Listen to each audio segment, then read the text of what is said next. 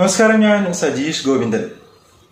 Driving പഠിക്കുന്ന പല ആളുകൾക്കും ഉള്ള ഒരു തെറ്റിദ്ധാരണയെ പറ്റിയിട്ടാണ് ഇന്ന് പറയുന്നത്. ആ ഒരു തെറ്റിദ്ധാരണ മനസ്സിലുള്ളത് കൊണ്ട് തന്നെ അവർക്ക് നല്ല രീതിയിൽ ഡ്രൈവ് ചെയ്യാൻ വേണ്ടിയിട്ട് കഴിയുന്നില്ല. നമ്മൾ എങ്ങനെയാണ് വണ്ടി മൂവ് ചെയ്യിപ്പിക്കേണ്ടത്, നിർത്തിയിട്ടിരിക്കുന്ന വണ്ടി എങ്ങനെ മൂവ് ചെയ്യിപ്പിക്കണം? പല ആളുകളും ചെയ്യുന്നൊരു കാര്യം എന്താണെന്ന് വെച്ച് കഴിഞ്ഞാൽ പെട്ടെന്ന് ആക്സിലറേറ്റർ കൊടുത്ത് വണ്ടി മുന്നോട്ടേക്ക് എടുക്കുന്നത് കാണാം. അവരൊക്കെ മനസ്സിൽ വിചാരിച്ചിരിക്കുന്നത് എന്താണെന്ന് വെച്ച് കഴിഞ്ഞാൽ വണ്ടി മൂവ് ചെയ്യിപ്പിക്കണമെങ്കിൽ സ്റ്റാർട്ട് ചെയ്ത് ആക്സിലറേറ്റർ കൊടുക്കണം, എന്നാലേ വണ്ടി മൂവ് ആവുകയുള്ളൂ എന്ന്. തുടക്കക്കാർ പലരും ഇങ്ങനെ വിചാരിച്ച് നിൽക്കുന്നവരുണ്ട്. അങ്ങനെ നിങ്ങൾ മനസ്സിൽ വിചാരിച്ചു കഴിഞ്ഞാൽ നിങ്ങൾക്ക് വണ്ടി നല്ല രീതിയിൽ കൺട്രോൾ ചെയ്ത് കൊണ്ടുപോകാൻ വേണ്ടിയിട്ട് കഴിയില്ല. തുടക്കത്തിൽ തന്നെ വണ്ടി നിങ്ങളുടെ കൺട്രോളിൽ ഇല്ലാത്ത പോലെ ഉണ്ടാവും. എന്നാൽ നിങ്ങൾ മനസ്സിലാക്കേണ്ട കാര്യം, വണ്ടി മൂവ് ചെയ്യിപ്പിക്കാൻ വേണ്ടിയിട്ട് എപ്പോഴും ആക്സിലറേറ്റർ വേണമെന്നില്ല. സാഹചര്യങ്ങൾ മനസ്സിലാക്കുക. എവിടെയാണ് വണ്ടി വെച്ചിരിക്കുന്നത്? സ്ലോപ്പുള്ള സ്ഥലത്താണോ? ഇനി നിങ്ങൾ പോവേണ്ടത് ഇറക്കത്തിലേക്കാണോ കയറ്റത്തിലേക്കാണോ എന്നൊക്കെ മനസ്സിലാക്കിയിട്ട് വേണം വണ്ടി മൂവ് ചെയ്യാൻ ആക്സിലറേറ്റർ കൊടുക്കണോ വേണ്ടയോ എന്ന് തീരുമാനിക്കാൻ.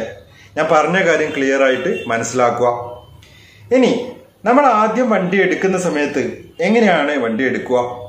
വണ്ടി മൂവ് ചെയ്യിപ്പിക്കാൻ ഒരു പ്രൊസീജിയർ ഉണ്ട്. പലരും ചെയ്യുന്നത് എങ്ങനെയാന്ന് വെച്ച് കഴിഞ്ഞാൽ ക്ലച്ചും ബ്രേക്കും ചവിട്ടി പിടിച്ച് വണ്ടി സ്റ്റാർട്ട് ചെയ്യും, ഫസ്റ്റ് ഗിയർ ആക്കും, ഹാൻഡ് ബ്രേക്ക് റിലീസ് ചെയ്യും, എന്നിട്ട് ബ്രേക്ക് പതിയെ റിലീസ് ചെയ്തിട്ട് വണ്ടി മുന്നോട്ടേക്ക് എടുക്കാൻ വേണ്ടിയിട്ട് നോക്കും, എന്നിട്ട് ക്ലച്ച് കൂടെ റിലീസ് ചെയ്യും. ഇങ്ങനെയാണ് പല ആളുകളും ചെയ്യുന്നത്. എന്നാൽ ഇത് തെറ്റായ ഒരു രീതിയാണ്.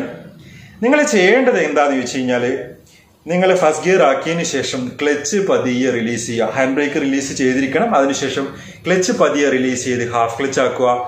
എന്നിട്ട് ബ്രേക്കിൽ നിന്ന് പതിയെ കാലെടുക്കുക. അപ്പോൾ വണ്ടി മുന്നോട്ടേക്ക് നീങ്ങുന്നത് നിങ്ങൾക്ക് കാണാം. ഇവിടെ ഒന്നും നിങ്ങൾക്ക് ആക്സിലറേറ്ററിന്റെ ആവശ്യമില്ല എന്ന് മനസ്സിലാക്കുക. ഹാഫ് ക്ലച്ചിൽ തന്നെ വണ്ടി മുന്നോട്ടേക്ക് പോകും. നോർമലി ഒരു പ്ലെയിനായ സ്ഥലത്ത് നിന്നാണെന്നുണ്ടെങ്കിൽ വളരെ ഈസി ആയിട്ട് നിങ്ങൾക്ക് ഇങ്ങനെ വണ്ടി എടുക്കാൻ വേണ്ടിയിട്ട് പറ്റും. ചെറിയൊരു സ്ലോപ്പ് ഉണ്ടെങ്കിൽ പോലും വളരെ ഈസി ആയിട്ട് വണ്ടി ഇങ്ങനെ മുന്നോട്ടേക്ക് നീങ്ങും. ഇവിടെ നിങ്ങൾ ആക്സിലറേറ്റർ കൊടുത്ത് പഠിക്കരുത്. ആദ്യം വണ്ടി മൂവ് ചെയ്യിപ്പിക്കാൻ വേണ്ടിയിട്ട് അവിടെ ആക്സിലറേറ്ററിന്റെ ആവശ്യം ഇല്ല. ഇനി വലിയൊരു കയറ്റാണെന്നുണ്ടെങ്കിൽ മാത്രമേ ആക്സിലറേറ്റർ കൊടുക്കേണ്ട കാര്യം ഉള്ളൂ. അപ്പൊ ഹാഫ് ക്ലച്ചിൽ പതിയെ മൂവ് ചെയ്യിപ്പിക്കാൻ വേണ്ടിയിട്ട് നിങ്ങൾ പരിശീലിക്കുക. ഇനി ഹാഫ് ക്ലച്ചിൽ മൂവ് ചെയ്യുമ്പോൾ തന്നെ ഒരു പർട്ടിക്കുലർ പോയിന്റ് എത്തുമ്പോൾ, അതായത് ക്ലച്ചിന്റെ ബൈറ്റിംഗ് പോയിന്റ് എത്തുമ്പോൾ പതിയെ വണ്ടി നീങ്ങാൻ വേണ്ടിയിട്ട് തുടങ്ങും. കുറച്ചുകൂടെ റിലീസ് ചെയ്ത് കഴിഞ്ഞാൽ വണ്ടിയുടെ സ്പീഡ് കൂടുന്നത് നിങ്ങൾക്ക് കാണാം. ഇത് നിങ്ങളൊന്ന് പരീക്ഷിച്ച് നോക്കുക. മെല്ലെ ഹാഫ് ക്ലച്ചിൽ പോയി നോക്കുക, അതേപോലെ സ്പീഡിലും പോയി നോക്കുക.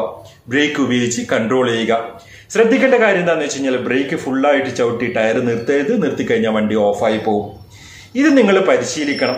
ഇറക്കത്തിൽ എങ്ങനെ എടുക്കണം, കയറ്റത്തിൽ എങ്ങനെ എടുക്കണം, ഇതൊക്കെ നിങ്ങൾ മനസ്സിലാക്കണം. അല്ലാതെ വണ്ടി സ്റ്റാർട്ട് ചെയ്ത് കഴിഞ്ഞ പാടെ ഫസ്റ്റ് ഗിയർ ആക്കി ഹാഫ് ക്ലച്ച് ആക്കി വേഗം ആക്സിലറേറ്റർ കൊടുത്ത് എടുക്കാൻ വേണ്ടിയിട്ട് നോക്കരുത്.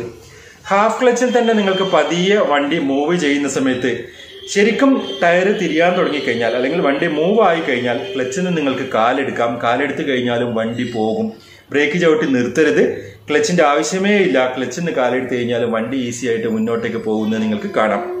ഒന്ന് നിങ്ങളിത് പരീക്ഷിച്ച് നോക്കൂ കേട്ടോ. ഇതുവരെ കൺട്രോൾ കിട്ടുന്നില്ല, അല്ലെങ്കിൽ തുടക്കക്കാർക്ക് ഭയങ്കര പ്രയാസം വണ്ടി ഓടിക്കാൻ എന്ന് പറഞ്ഞവർ ഇങ്ങനെ ഒന്ന് ചെയ്തു നോക്കൂ. ആക്സിലറേറ്ററിന്റെ സഹായമില്ലാതെ വണ്ടി മൂവ് ചെയ്യിപ്പിച്ചിട്ടൊന്ന് പഠിക്കൂ. എന്നിട്ട് നിങ്ങളുടെ അഭിപ്രായം ഈ വീഡിയോക്ക് താഴെ കമന്റായി രേഖപ്പെടുത്തുക.